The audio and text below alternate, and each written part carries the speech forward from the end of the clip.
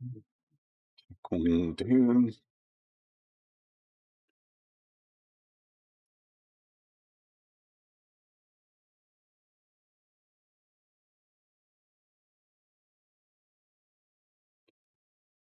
Hey, sports fans, we are back with another episode of True North Sports Talk podcast. I am Peter Barclay, and we are just count 'em, 5 days away from the 2026 Winter Olympics.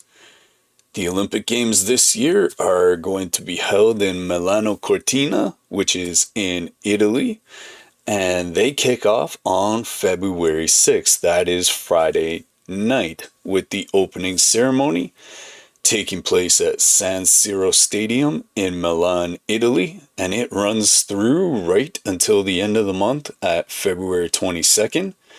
And we're talking about just under 3,000 athletes, probably about 2,900.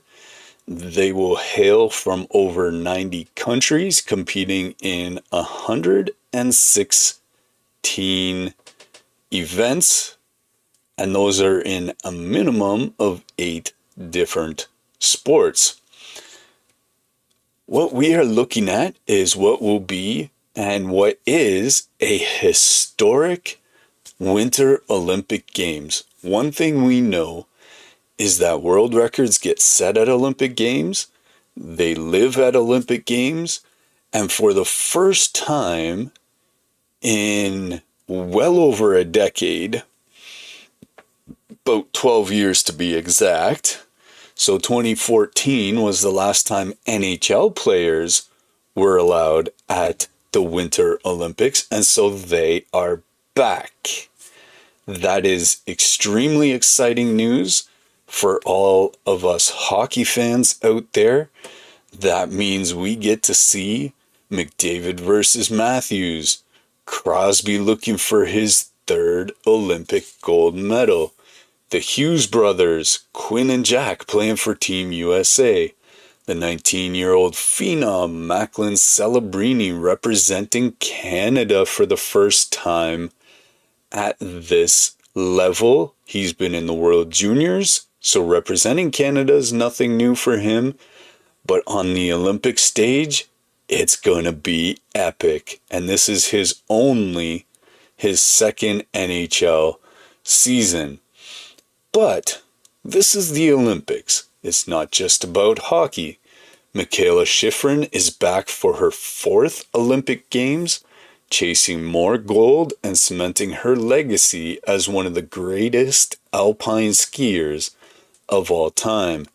Lindsey Vonn, at 41 years old, is returning 6 years after retirement, and she has been nothing short of amazing this year if you have followed any of the headlines surrounding alpine skiing. You got Chloe Kim trying to become the first snowboarder ever to win 3 consecutive gold medals in the halfpipe. That's kind of shocking considering Shaun White always competed in that event. So today we're going to take a deep dive. We're going to start with what for us here in North America is going to be one of the main events of the Olympics. So we're going to look at Team Canada hockey and their quest for redemption. We're going to look at Team USA and their loaded roster. And for us here in North America, maybe we'd like to see that as the final in the men's and the women's hockey tournaments. Now, we're probably going to focus mostly on the men here when we talk about these teams. But don't forget, that women's tournament is going to be a barn burner at the very minimum between the US and Canada, as it always is at the Olympics. But there are going to be some other teams that want to be deciding factors as well. We're going to talk about some alpine skiing, as we mentioned, some snowboarding. We're going to have some other major sports talk.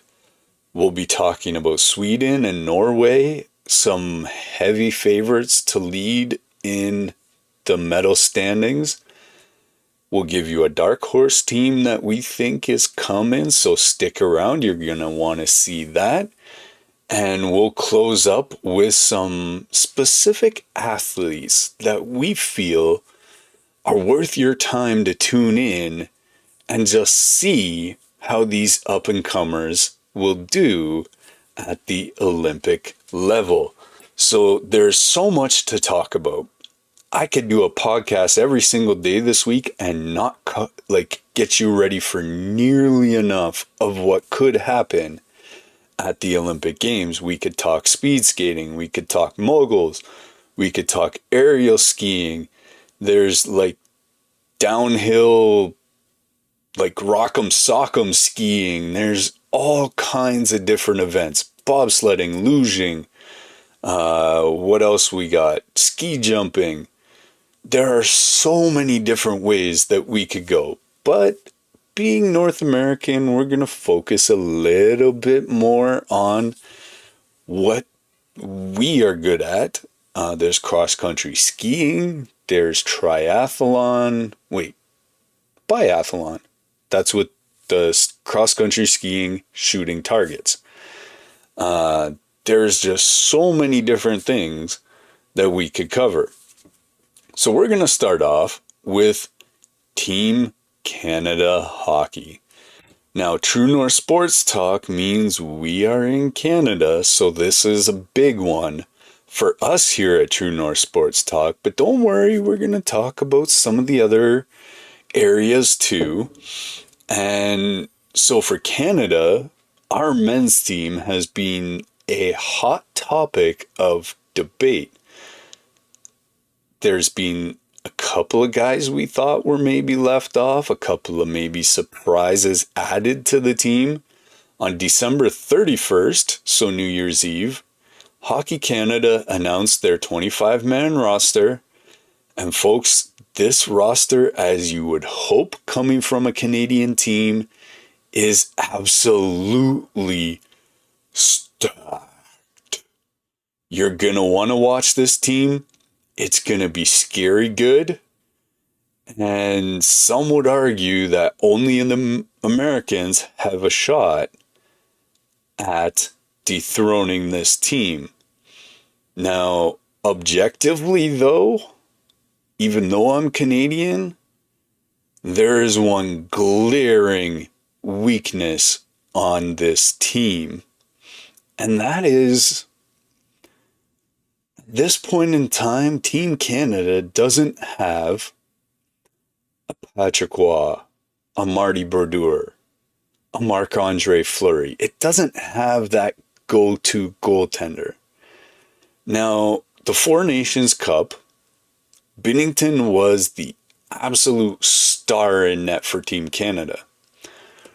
Right, and he's on this roster, but right now, he is far less of a surefire go-to number one than he was arguably about a year ago in that Four Nations Cup. So this is an extremely talented team.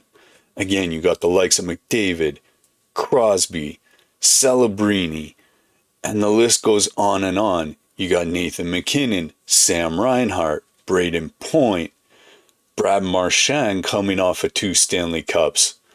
I mean, all these guys, Braden Point, Stanley Cups galore coming out here. Sid has 3 alone. Reinhart came off 2 along with Marchand the last 2 years. McDavid is coming off winning the Four Nations face-off MVP. That was in February, so about a year ago. He scored the overtime winner, which was his kind of version of Sid's golden goal in 2010. That was against Team USA, and this is his first Olympics, as NHL players haven't been allowed to participate in 2018 or 2022, and at 29 years old, this is that sweet spot for him as a player, and this might be his best shot, because in 4 years he'll be 33. So we'll see. Crosby at 38 is the captain. He's the heart of the team. He's the most experienced at this level. And he's just that wily veteran. And I've been watching Sid this year.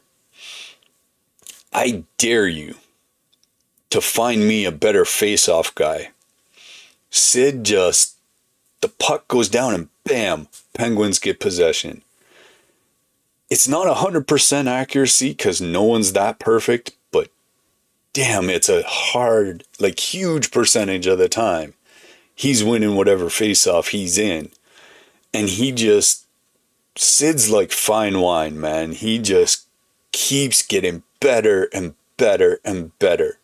He may not be quite as quick as he once was, and this is kind of how Wayne was too, is that wily hockey IQ that is just second to none is right there for Sid.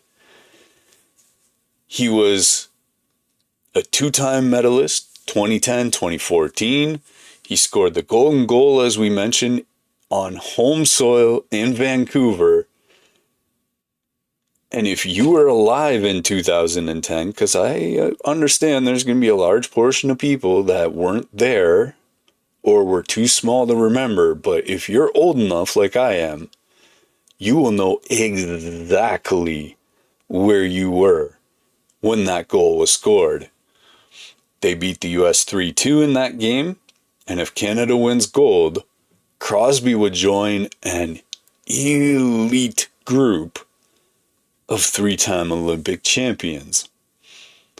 And then on the other side of that coin, there's the kid, Macklin Celebrini. 19 years old, he's in his second season with the San Jose Sharks, and he's already made the Olympic team.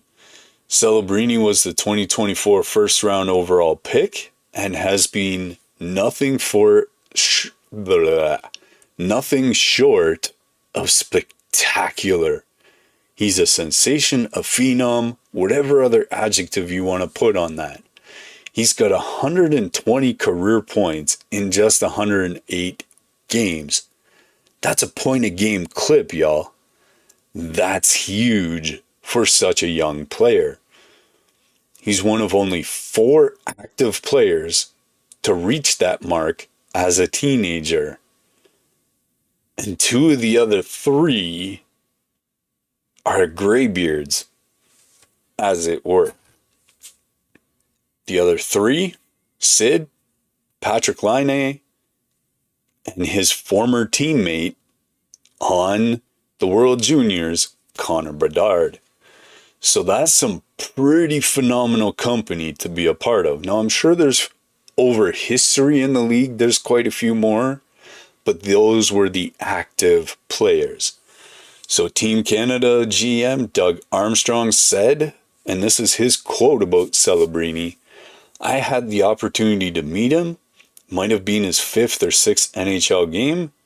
He made a great first impression." So that tells you a lot about the character of that kid. And now he's going to the Olympics. The rest of the forward group includes, don't throw stuff at your TV if you're from Canada, but it makes sense that Mitch Marner's on this team, Bo Horvat, Nick Suzuki, Anthony Cirelli, Mark Stone, Brandon Heigl, and the bruiser, the Fulton Reed, as it were, Tom Wilson. That is some depth. 4 lines that can all score, they can all back check, they can all do the dirty, nitty-gritty stuff that you need on your team. On defense, Canada has 8 of the most elite defensemen in the entire world. They have defensemen who can score, which for a lot of teams, that's rare. They have stay-at-home guys. They have guys who are just like Norris Trophy candidates every year. You got Cale Makar, Drew Doughty, Thomas Harley, Josh Morrissey, Colton Parayako, Travis Sanheim, Shea Theodore, and Devin Taves.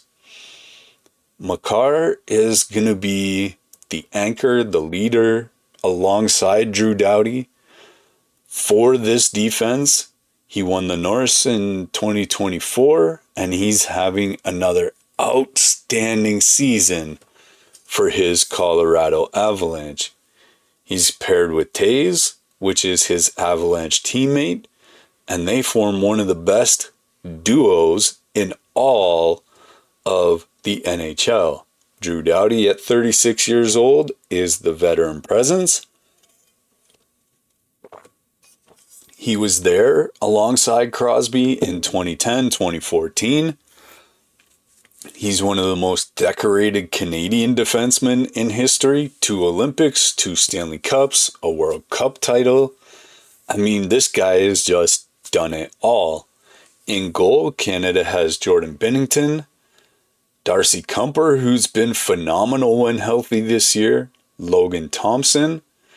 Binnington is expected to start, but I would very, very much hope the leash on him is very short. Darcy Kuemper, when healthy, is like, it boggles my mind how he's not going to be the starter. I get having Binnington there. He's done this before, and he just rises to the occasion as he did 1 year ago in that Four Nations Championship. He struggled this year for the Blues, and that has some people, including this one, a little bit concerned. But the one thing we know is he rises to this type of occasion. Kuemper and Thompson, that's some pretty solid depth for Canada. But again, this is the one area where Canada may struggle a little bit compared to some of the other teams. Canada's path to gold starts on February 12th, so that's not right at the beginning here. They play against Czechia in the preliminary round. You know that's going to be a tough game. They then face Switzerland on February 13th and France on February 15th. So other than that Czechia team, that's a bit of a different go of it. So Canada's in Group A alongside those teams. The tournament format for the Olympics, all 12 teams will play 3 preliminary games against the other guys in their group. All 12 advance to the single elimination playoff, the quarterfinals and semifinals, and then the gold medal game will be on the last day of the Olympics on February 22nd. Now, Canada has to be in almost all areas of the world one of the overwhelming favorites to win this tournament. Again, a year ago, they won that Four Nations. They have arguably the most talented roster. They're hungry. Canada hasn't won gold since the NHL players were taken out of the tournament. And that is their longest drought, dating back to 1998, when NHL players first started participating in this tournament. And there's pressure. Massive pressure. If Canada doesn't win gold, there's going to be a lot of unhappy people in this country, and the leaders, meaning the GM and the coaches and on down, you may not see some of them back anything short of a gold medal. If you hit a silver medal because you run into a buzzsaw like US or something like that, it may not be the end of the world, but the expectation of all Canadian teams in hockey is gold. All right, let's switch gears now and talk about our counterpart in the US. The good news for y'all, our American friends,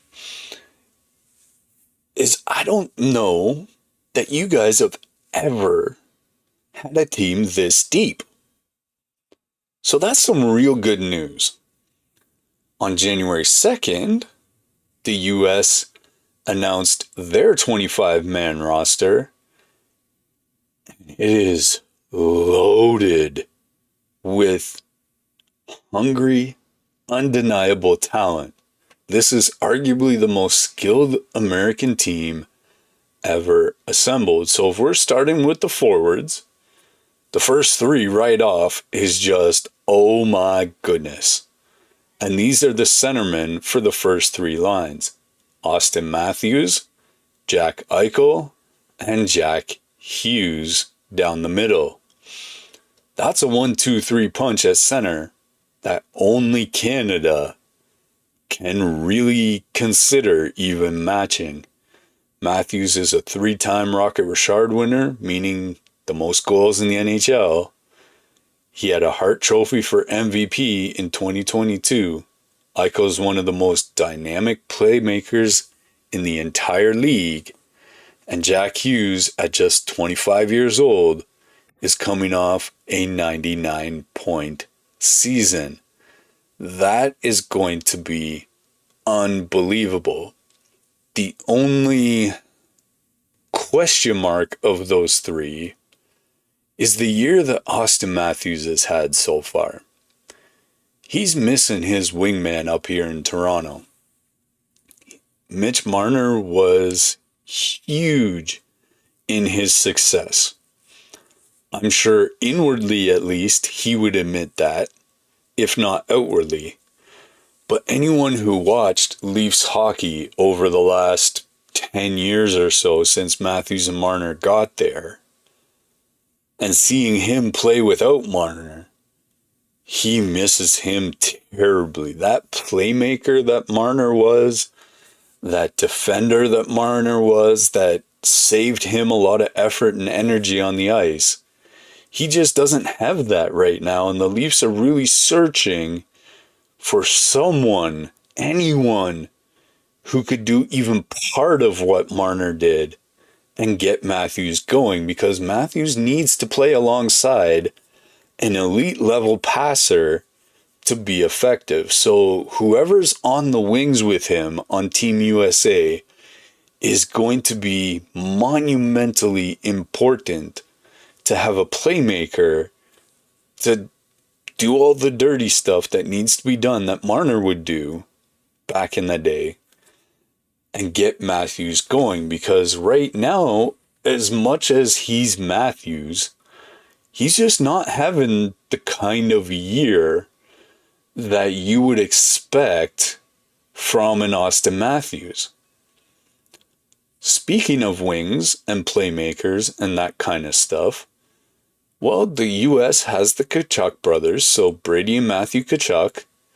And as anyone who's played against them knows, them two is like Dean Portman and Fulton Reed. They're the Bash brothers. They are menaces to opposing teams. They play physical, in your face. They get under your skin the way a Marchand or a Dennis Rodman or a Draymond Green, like them kind of guys, they get under your skin, dare I say a Sean Avery. And it drives opponents crazy. Oh yeah, and guess what? They can play hockey too. They are supremely talented on the offensive end to go along with that grit, that edge, that in-your-face style. So at the Four Nations, Brady dropped the gloves with Matthew just 3 seconds into the game.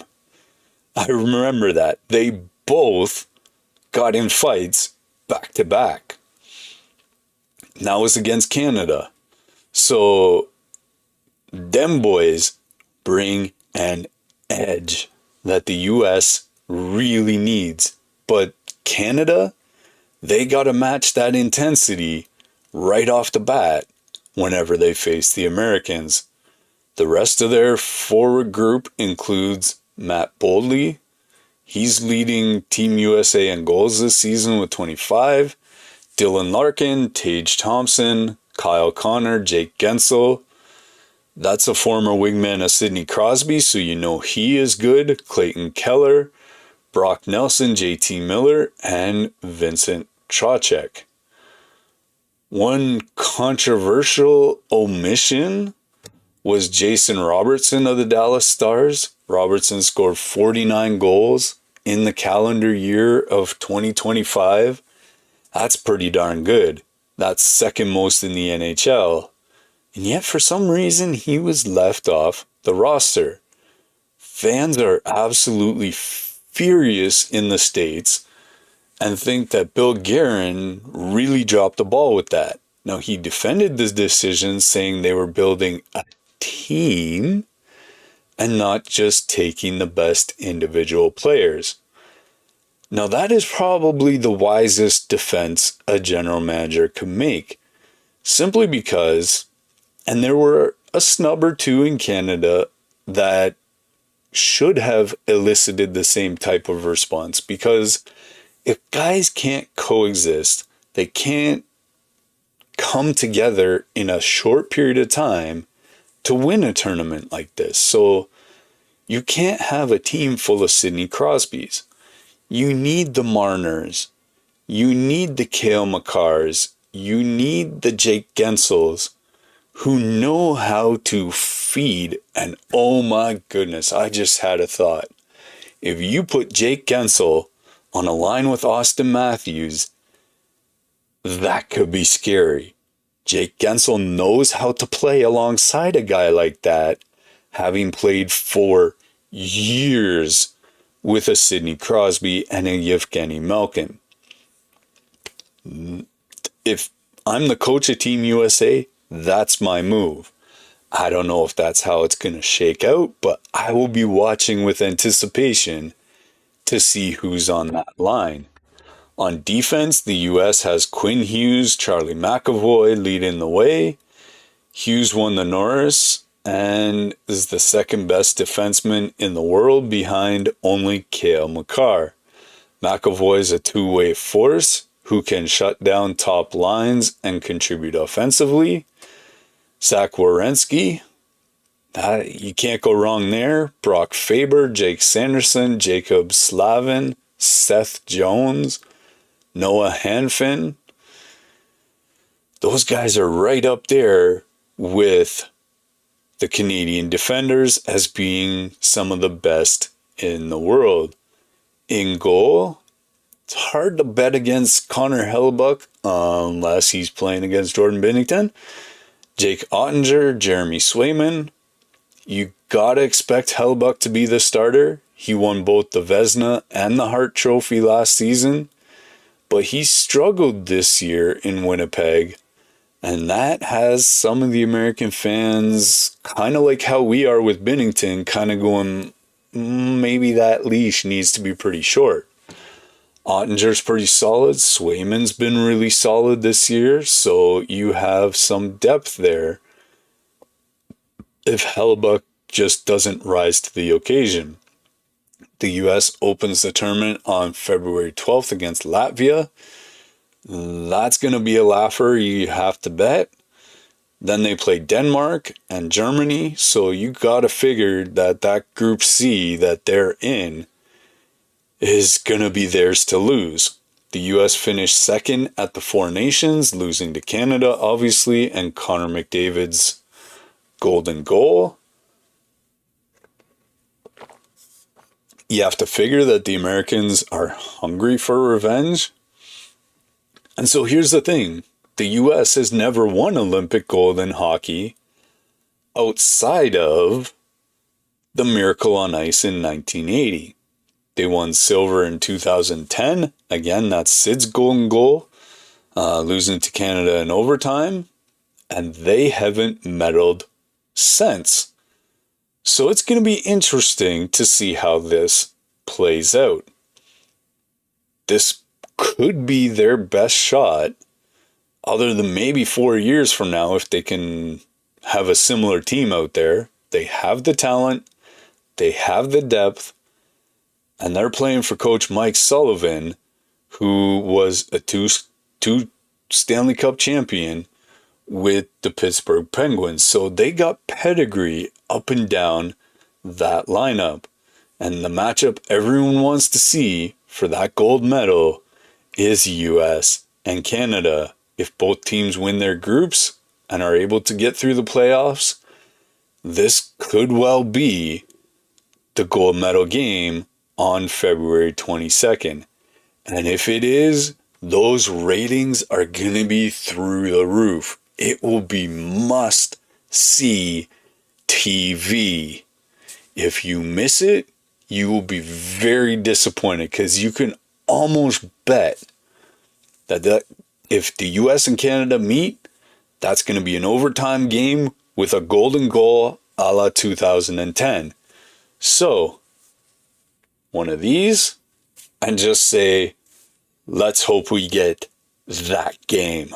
Because that's the game almost the whole world would just love and salivate over and just want to see. All right, so let's completely shift gears here now, because we've done enough hockey puck. And as we mentioned, there's a lot of other sports going on other than just hockey at these Olympic Games. So let's talk some skiing. Alpine, to be exact. And you have to figure that this is where, at least to some degree, you figure Team USA is going to dominate. January 22nd, the US Ski and Snowboard announced their Olympic roster, and it's headlined by two absolute legends. We've already mentioned their names, Mikaela Shiffrin and Lindsey Vonn. Let's start with Mikaela. She's 30 years old. Probably, some would argue, the greatest alpine skier of all time. And we're not talking hyperbole here. That is almost a verifiable fact. With 108 World Cup victories, that's the most of any skier in history. And we're talking male or female. She's a two-time Olympic gold medalist, slalom in 2014, giant slalom in 2018. She has a silver in combined in 2018. She's won 14 World Cup championship medals, including 7 gold. That's the most ever. And she's the only skier in history to win races in all 7 disciplines. That's incredible. So you got slalom, parallel slalom, giant slalom, super G, downhill, alpine combined, and the city event. Shiffrin is competing in her 4th Olympics. She won gold at Sochi in 2014 at the age of 18. That's the youngest slalom Olympic champion ever. She won gold again in Pyeongchang in 2018, and at Beijing, she was favored to win multiple medals. But in that Olympics, she struggled a little bit, failing to finish both the slalom and the giant slalom. So, going into Milano Cortina, Shiffrin has a chance to redeem herself, and you can bet those competitive juices are like, damn it, that's not allowable, and she's going to be on a tear. She's coming off a season where she won her 9th Slalom Crystal Globe Award to the World Cup Discipline Champion. She's healthy this time around. Obviously, she's motivated, and she is already skiing at the highest level. And hopefully that peak comes in the Olympic Games. She's going to be competing in slalom, giant slalom, and potentially the Super G. Any race she enters, you gotta figure she's the favorite in slalom and a medal contender in giant slalom almost from the beginning. And so you can almost mark that down. And for all you bettors out there, it'd be hard to bet against this one. And then there is Lindsey Vonn, one of the most famous skiers of all time. Perhaps Tiger Woods had something to do with that. But to us who have followed skiing at all over the last 20 years, we know exactly who this woman is. She's 41 years old. After 2019, she retired at the World Championships. She had a partial knee replacement. And 6 years later, she's able to come back and compete at the Olympics again. That's insane. Vonn returned to competitive skiing in December of 2024. She's been racing World Cup events to prepare for the Olympics. She won the Olympic gold in the downhill in 2010. I remember that at Vancouver. She has 2 Olympic bronze medals to her name as well. And she is the most decorated women's downhill skier in World Cup history with 43 wins. She's second all-time among women with 82 World Cup victories. And guess what? That's behind, yep, you guessed it, Miss Shiffrin. At 41, Vonn is competing in the downhill and Super G. A lot of people may not expect her to medal, but I'm not sure I'm comfortable betting against her. She's been on the podium this year, which was absolutely astounding. So on any given Sunday, you know that anything is possible.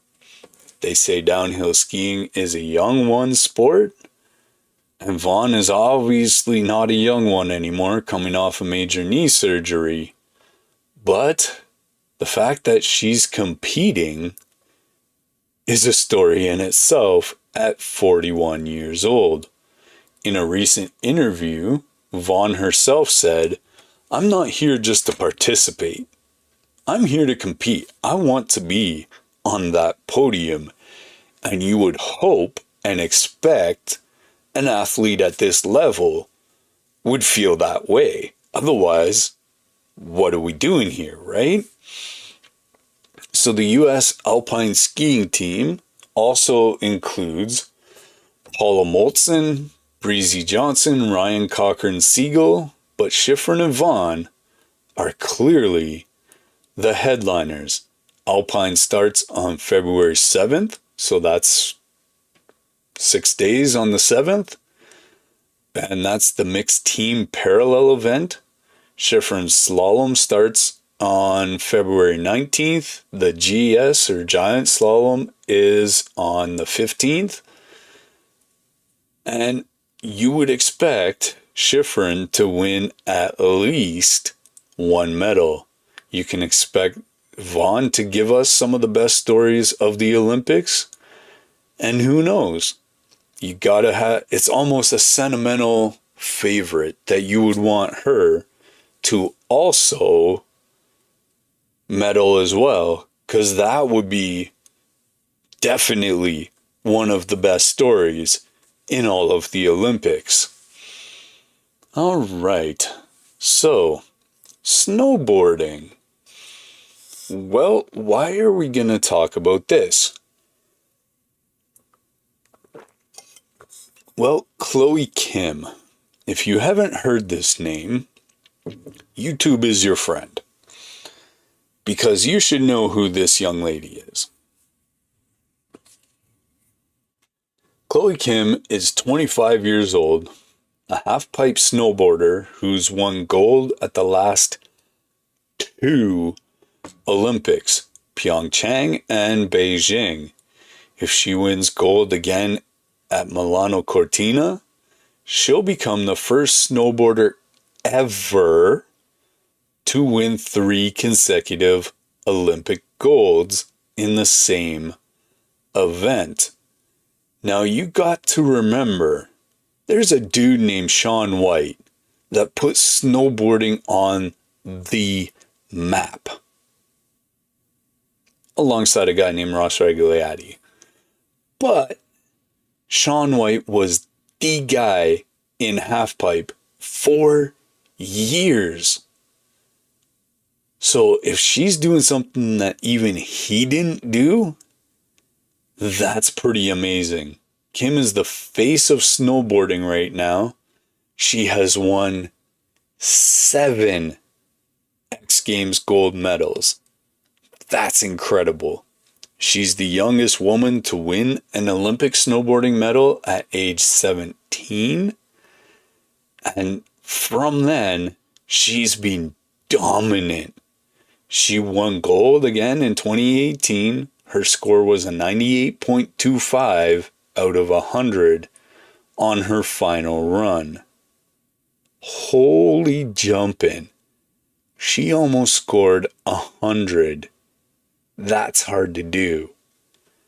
Kim took a break from competition after Beijing.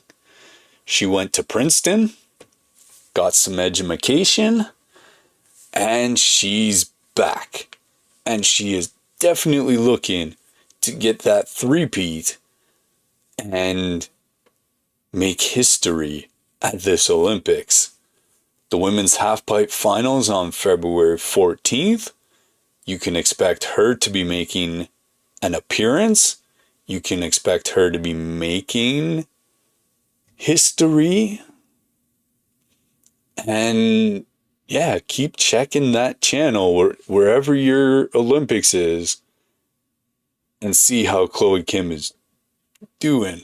On the men's side, you have Shaun White's successor in Scotty James. No, wait. James is Australian. So the US top snowboarder is Chase Josie, who's a medal contender also. So there's a lot of jockeying going to be going on in that snowboard competition. Now, some of the other countries that do well at the Winter Olympics, cross-country skiing is where a lot of them shine. You got Norway and Sweden that dominate. Team USA has Jessie Diggins, a 2-time Olympic medalist who won gold in the team sprint at Pyeongchang. And Diggins is 34 years old and competing in her 4th Olympics. She's one of the most decorated American cross-country skiers in history. You got figure skating. That will also be a major storyline. Hopefully we don't have any of those Russian judges and we get a clean event. Team USA has Ayla Malinin, the 20-year-old who's the only skater, typo there, the only skater to ever land a quadruple axel in competition. He's the favorite to win the gold medal in men's singles. And then there's the bobsled. Now this one for Canada is bittersweet, shall we say. Kaylee Humphries. She's going for her 4th Olympic gold medal. She's won 3 already, 2 of which were for Team Canada. In 2022, she won one for the US. Again, that was a bittersweet one too. And if she does win again, she'll be the most decorated bobsledder in Olympic history Move over, Cool Runnings. Kaylee Humphries is coming. All right, so lots of sports going on. Let's talk about some of the other countries outside of North America that will be contenders at the Winter Olympics in that medal count. Sweden is always up there in hockey. They have a very talented team. Their roster includes Matthias Ekholm, Washington forwards Nicholas Backstrom, Victor Hedman. You got the Nylanders. And so they are going to be trying for their first gold since Torino 20 years ago in 2026. And that's the last time, ironically, that the games were held in Italy. So could lightning strike again in the same spot? Time will tell. Sweden's also a powerhouse in cross-country skiing and the biathlon, and they are expected to challenge Norway for the overall medal count at these games. And speaking of Norway, they are the winter sports king. At Beijing 2022, Norway won 37 total medals. That's the most of any country, and they dominate at things like cross-country skiing, biathlon, Nordic combined, things like ski jumping, aerials, moguls, like any of those type of events that you could talk about. They're even good at the speed skating at times when they have the people to do it. So Norway's biggest stars, Johannes Thinges Bo in the biathlon, who's a 5-time Olympic gold medalist, Therese Johaug in cross-country skiing. She's returning after missing Beijing, and that was for a maternity leave. And Inga Brigtsen, the Inga Brigtsen brothers. Oh, that's track, not winter sports. I don't know why they leave stuff like that in when we're writing these things. In hockey, though, that's one place where you would not expect to see Norway even in the tournament, much less on the podium, but you would expect Norway to challenge for the medal count overall lead once again.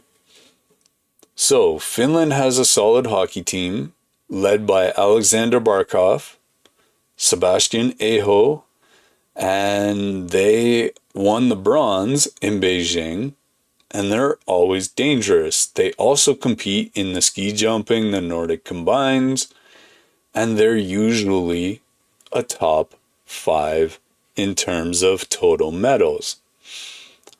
All right, so remember we talked about that dark horse team. Hopefully you've stuck around this far to get who that is. And who that is, like the World Juniors, is Team Czechia in men's hockey. Czechia hasn't won Olympic gold since 1998 in Nagano, Japan.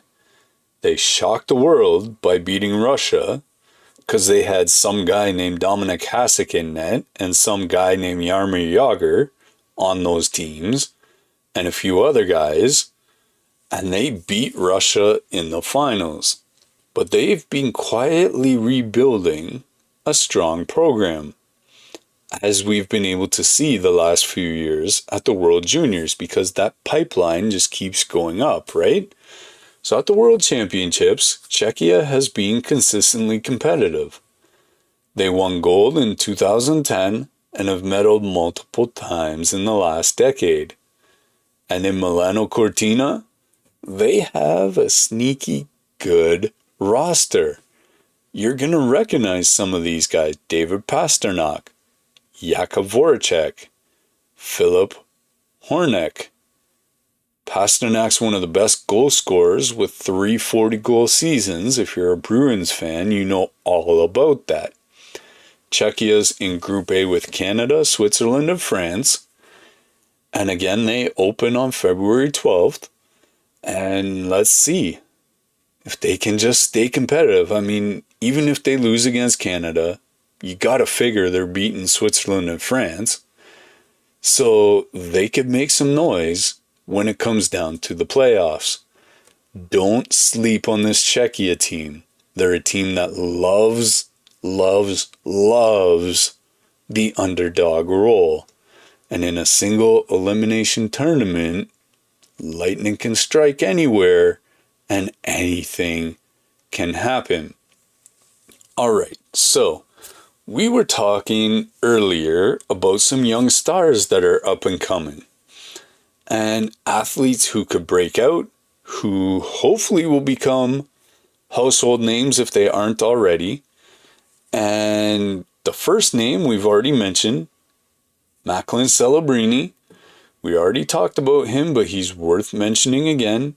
19, 20 years old. He's the youngest guy in the tournament.